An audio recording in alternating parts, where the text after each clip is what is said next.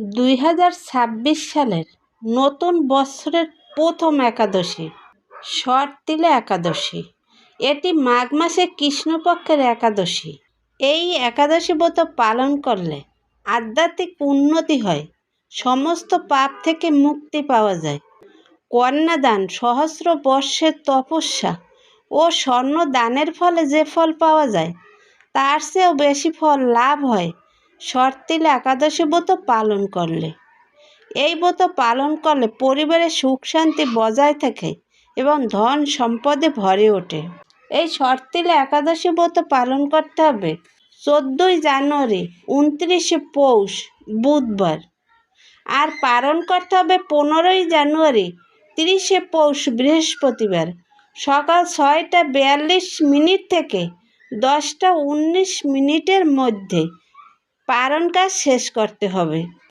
তিল দিয়ে স্নান, শরীরে তিল মাখা, তিল জলপান, তিল দিয়ে তর্পণ, তিল ভোজন এবং তিল দান, যার মাধ্যমে সমস্ত পাপ ক্ষয় হয় এবং বৈকুণ্ঠ লাভ হয়। এই ব্রতের মাহাত্ম্য স্বয়ং নারদের মুখ থেকে ভগবান বিষ্ণু বর্ণনা করেছিলেন। এই ব্রত করলে দারিদ্র, দুঃখ, দুর্ভাগ্য দূর হয় এবং শারীরিক ও পারলৌকিক কল্যাণ লাভ হয়, যা ভবিষ্যৎ পুরাণে বর্ণিত আছে। পুরাকালে মর্ত্যলোকে ব্রাহ্মণী বাস করত। সে প্রথা ব্রত আচরণ দেব পূজা পরায়ণা ছিল। উপবাস কর্মে তার শরীর অত্যন্ত ক্ষীণ হয়ে গিয়েছিল। সেই মহাসতী ব্রাহ্মণ অন্যের কাছ থেকে দ্রব্যাদি গ্রহণ করে দেবতা, ব্রাহ্মণ, কুমারীদের ভক্তিভরে দান করত, কিন্তু কখনো ভিক্ষুককে ভিক্ষা দান ও ব্রাহ্মণকে অন্ন দান করেনি। এইভাবে বহু বৎসর অতিক্রান্ত হলো। আমি চিন্তা করলাম, কষ্টসাধ্য বিভিন্ন ব্রত করার ফলে এই ব্রাহ্মণের শরীরটি শুকিয়ে যাচ্ছে। সে যথাযথভাবে বৈষ্ণবদের অর্চনাও করেছে, কিন্তু তাদের পরিতৃপ্তির জন্য কখনো অন্ন দান করেনি। তাই আমি একদিন কাপালিক রূপ ধারণ করে তামার পাত্র হাতে নিয়ে তার কাছে গিয়ে ভিক্ষে প্রার্থনা করলাম। ব্রাহ্মণী বলল, হে ব্রাহ্মণ, তুমি কোথা থেকে এসেছো, কোথায় যাবে তা আমাকে বলো। আমি বললাম, হে সুন্দরী, আমাকে ভিক্ষা দাও। তখন সে ক্রুদ্ধ হয়ে আমার পাত্রে একটি মাটির ঢেলা নিক্ষেপ করল। তারপর আমি সেখান থেকে চলে গেলাম। বহুকাল পরে সেই ব্রাহ্মণী ব্রতর প্রভাবে সশরীরে স্বর্গে গমন করল। মাটির ঢেলা দানের ফলে একটি মনোরম গৃহ সে প্রাপ্ত হলো।